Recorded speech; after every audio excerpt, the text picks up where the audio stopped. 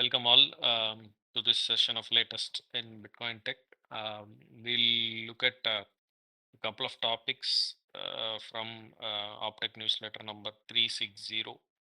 Um, I just have two topics today because it's quite involved topic. So I didn't think I can do justice with more. So yeah, let's just take it slow. One is about music, and the other one is about compact block protocol. So let's understand the music first. Okay.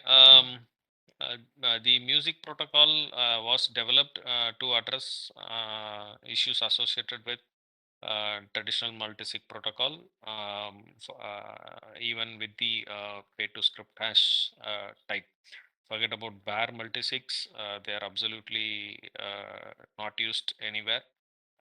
Even the P2SH multisigs that we are currently using has a lot of issues. We'll just have a look at what a traditional multisig structure looks like when used as a pay to script hash. So typically the script pub key will read something like this. You'll have an op hash 160 opcode followed by the 20 byte script hash and then op equal.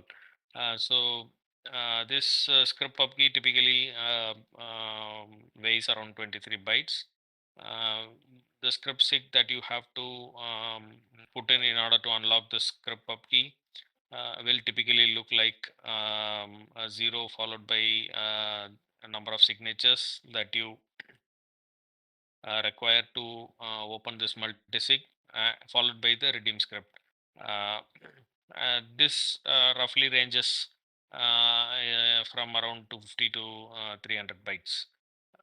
Then you should also have the redeem script with you at hand if you want to spend from this multisig, P2SH multisig. So if you expand this redeem script, it will typically look like what I have shown here. So this 2 and 3 means 2 of 3 multisig scheme, and you have the 3 public keys in between this 2 and 3. So what it means is that if you can produce a signature using either 1, 2, or 3, using either any two of these 3 public keys, then your object multisig will check out to be true. So this is your typical redeem script, and this will occupy somewhere around 100 bytes. So this is a typical 2 of 3 multisig script that we use in the P2SH format. The issue is that while the script pub key itself appears quite compact and neat, if you have to execute or spend from a typical P2SH multisig, then you have to account for all the script sig sizes and the redeem script sizes. The issue is that um, for a 2 of 3 multisigs, these sizes might seem reasonable, but if you increase the number of keys, the sizes increase linearly. That is one problem. I'll show you some statistics about how the size increases linearly. Then from this structure, okay. So so now that I have explained the basics of multisig, P2SH multisig, we'll see what are all the issues associated with this type of P2SH multisigs. So there are primarily 3 issues that are associated with this type of multisig. One is the linear growth in the transaction size. So as I explained earlier, for a 2 of 3 multisig, it costs somewhere around 240 bytes of script sig data and 100 bytes of witness data and 20 odd bytes of script pub key. But if you scale it up to say, let's say a 7 or 15 multisig, the size like jumps 800% approximately when compared to a single sig. So this linear size increase is a problem because if you want to construct large multi-sig transactions, it is very impractical, particularly during high fee environment.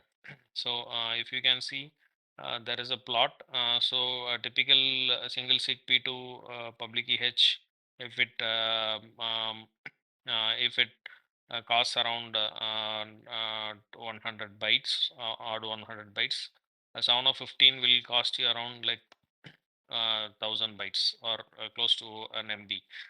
So this is the issue which with respect to size, when you increase the number of signatures. The second problem is um, when you when you sign or when you sign a multisig, you have to invariably expose the public keys of all the participants, including the non-signing participants, and also you will also reveal the signing threshold. For example, if it's a 2 of 3 multisig, the observers of the blockchain will not know, will just know that it's a multisig until and unless until you go and sign it. They will not know what is the scheme behind it, whether it's a 2 of 3 or 2 of 4. They don't know because that information is encoded inside the redeem script. But when you go and spend it, you will have to reveal that, and blockchain observers will come to know or see the exact scheme that you're using. What this can do is that this can lead to public profiling of certain key mechanisms or key thresholds, and also this can lead to address linking. It can also lead to business intelligence gathering and some targeted attacks. So basically, it is not the uh, best of privacy preserving mechanisms that is around. So that is the second problem. And the third problem is, uh, if you are an user of P2SH 2 of 2 or N of N multisig, then it is your responsibility to maintain the minimum threshold number of private keys.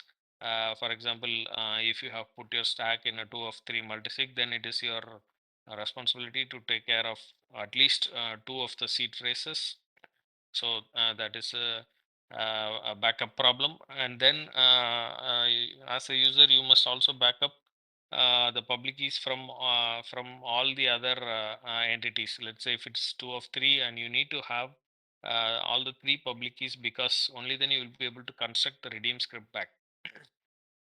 So you have to, on the one hand, you have to maintain or secure the seed phrases of the signing keys, and you have to secure the public keys of the non-signing keys too, because you need to construct the redeem script while spending. So these are the three primary problems that MuSig's face. That is why that these are the three problems that multisigs face. So with the advent of Schnorr signatures, it became possible to engineer a different protocol that sort of mitigates the problems of mitigates the three problems that we just saw. So before getting into MuSig, I'll give a brief about Schnorr signatures. So this is the signing equation of a Schnorr signature.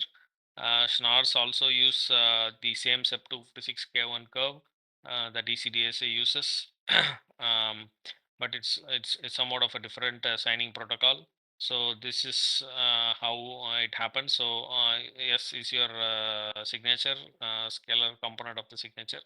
Then you have a secret nonce called R, which is generated every time when you sign. Then you have a hash of the public nonce point, which is generated from the private nonce, and this message to be signed, followed by the public key, and then you multiply it with the private key. So this is basically the equation for a Schnorr signature. The advantage of Schnorr signature is that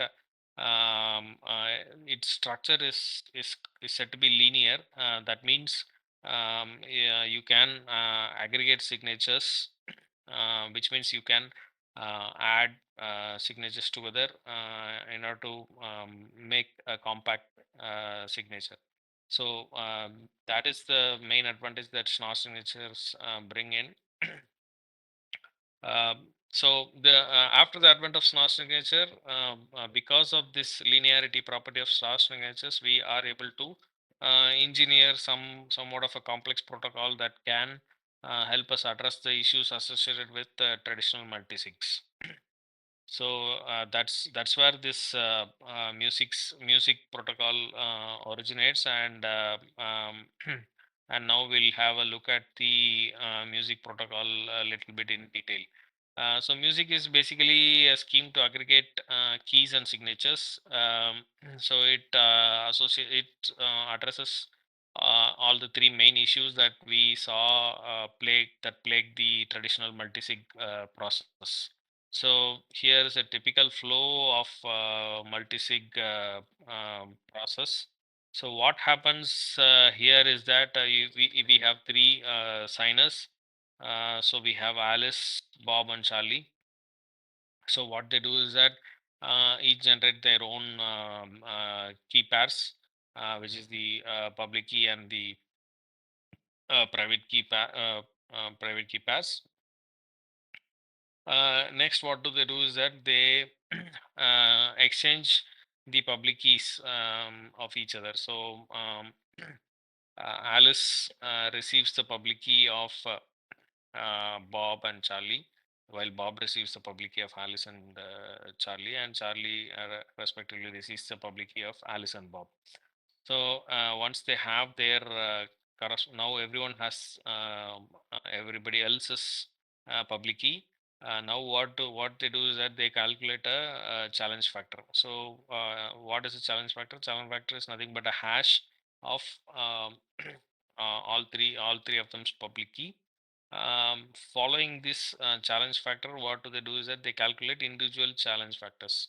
So individual challenge factor is nothing but a hash of the concatenation of the aggregate challenge factor and Alice's public key. Similarly, Bob calculates his individual challenge factor, and Charlie calculates his individual challenge factor. Using this challenge factor, both the public and private keys of Alice are and Alice is tweaked. So as we saw earlier, we started with XA and PA as the uh, private and public key of Alice. Now we tweak this private and public key of Alice to read XIA dash and PIA dash. Similarly, we tweak Bob and Charlie's Charlie's uh, key pairs. Then this shared tweaked public key is exchanged between the three participants. It is exchanged and shared between the three participants. Then, following that, there is this process of generating the random nonce and sharing that nonce pair among the three participants. So here, in this protocol, we can clearly see one round of communication between the three participants. The second round of communication is the sharing of the nonce pairs, and the third round of communication is the sharing of the public keys among all the participants. So this MuSig protocol, which is like called as MuSig 1, involves three rounds of collaborative exchange of messages between the participants. Uh, that is indeed a shortfall or problem of this protocol, and it has been addressed in the MuSig protocol. But today we are not going to get into MuSig 2. I will first try to understand what MuSig 1 is. Yeah. This random non-spare is calculated as uh, as here you have a private nonce, and from this private nonce you calculate the public nonce. After calculating the public nonce, each participant in the in the MuSig protocol hashes their public nonce, and then shares this hash of the public nonce to each other. And now that everyone else's hash of the random nonce, nobody can tamper or cheat with respect to the sharing of the random nonce. Then after the hash is shared, the actual public random nonce is shared among the three. um, every participant goes on to verify whether that whether the public random nonce that they received from let's say Alice receives random public nonce from Bob and Charlie. He hashes the random nonce that he received and compares it with the hash he received in the earlier step to verify nobody has cheated. So once this is confirmed, um, we get into the signing process. Uh, the signing process is similar, uses the same formula that we earlier saw. It is typically you have the signature, which is first you have the secret random nonce followed by the hash of the aggregated. Like after verifying this, Alice goes on to aggregate all the random nonce. So AGG means the aggregate of the random nonce. So it's RA plus RB plus RC. And typically, and also this P aggregate is the aggregate of the public keys that each and everyone has with them. Followed by the message that they want to sign, and followed by their own private key. So uh, this is what Alice gets after she goes through the signing process. And similarly, Bob also gets a signature. These signatures are typically 64 bytes long, Schnorr signatures. And following the protocol then receives the signature from all three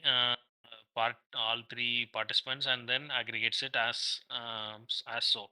So it's simply an addition, a finite field addition. The final result is also a signature which is 64 byte long. So and this aggregate signature is is not distinct. It is indistinguishable from a single signature. So this is a brief of the MuSig protocol. Uh, so what happens here is that um, you can clearly see the signature part is clearly 64 byte long, and it doesn't involve or doesn't reveal the signatures of individual signatures of the participants, or it doesn't also reveal the public keys of the participants while it is pushed on chain. So this addresses the um, um, transaction size, the privacy part, and also the backup part. So, but one so this looks all clean and good. One issue associated with this is the rounds of communication that is required between the parties involved. This has been addressed in MuSig 2, where using some more steps in between the communication. Now here it is 3 that has been reduced to 2 in the MuSig 2 protocol. That has some additional steps in between, like after generating the random nonce, there are some additional steps in order to eliminate uh, one of the one of the communication, or one of the round trip step.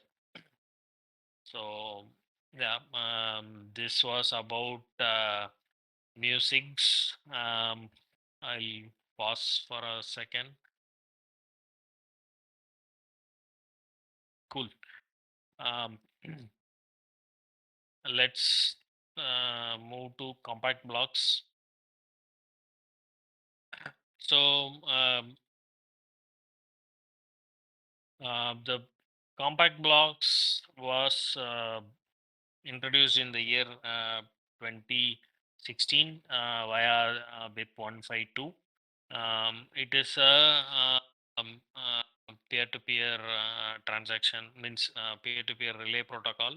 Uh, the problem statement is that whenever a miner mines a new block and he sort of transmits the entire block throughout the network, um, the other nodes receive all like the entire block, the whole 1 MB block is received by the entire network with all the transactions. But there is some redundancy involved in it because whatever block that a node receives from the miner, it typically, or it will most likely have all the transaction that is included in the block in its own mempool. Because the mempool is sort of universal and prevalent.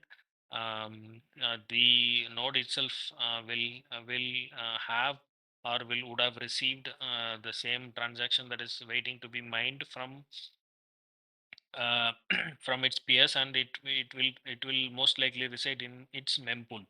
Um, so now, what is the question is, what is the point of again receiving the same transactions from a miner, and what is the point of wasting your bandwidths uh, by um, by by by receiving this redundant list of transactions? So compact blocks were created to address this particular issue. So how are compact block constructed? Um, so typically the process starts with the sending node. The sending node typically send compact message. Typically sends a send compact message to the uh, send compact message to its peer.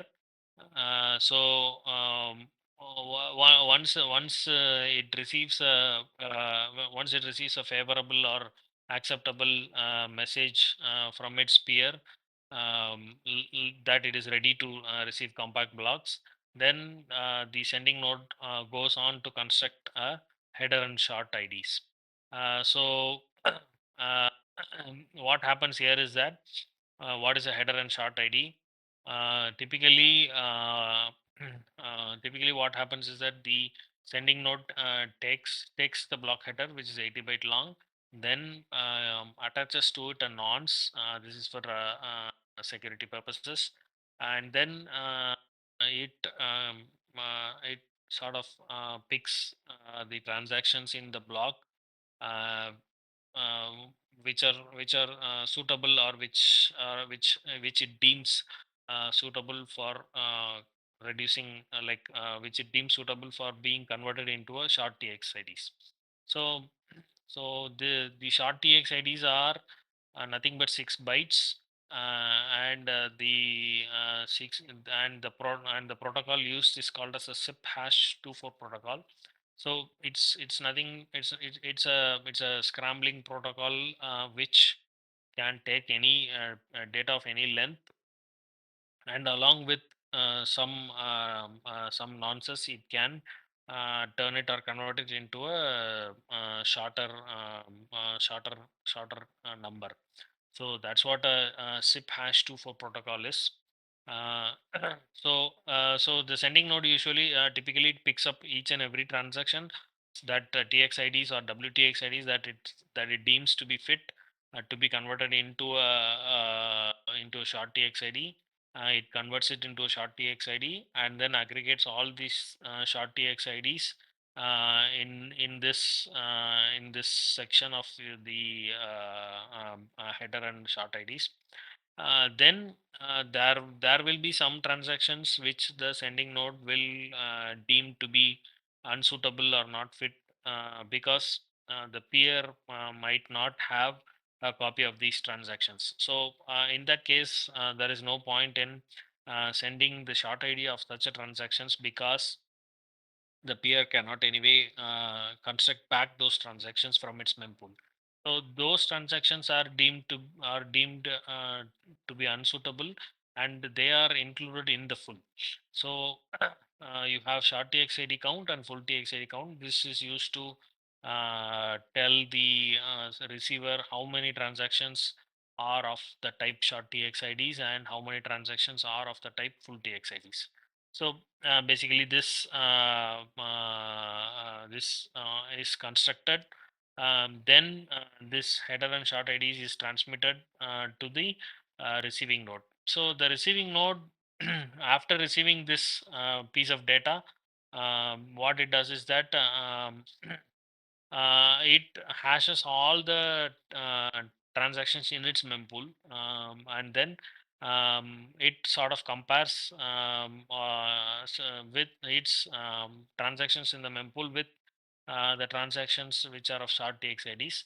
And if it can find a match, then it will replace this short TXID with with the transaction in the mempool. So it will basically scan or try to match the short TXIDs that it has received with uh, the TXIDs that it has in the mempool, and if it finds a match, then it puts that in this puts that transaction in its block. So if it cannot find a match for a particular short TXID that is in this block, in this compact block, then what it does is that it sends a request. It sends a request back to the uh, peer, and then the peer replies back with the actual TXID. So this is how a node constructs a compact block, and how a receiving node deconstructs or assembles back a compact block. So after having done this, there are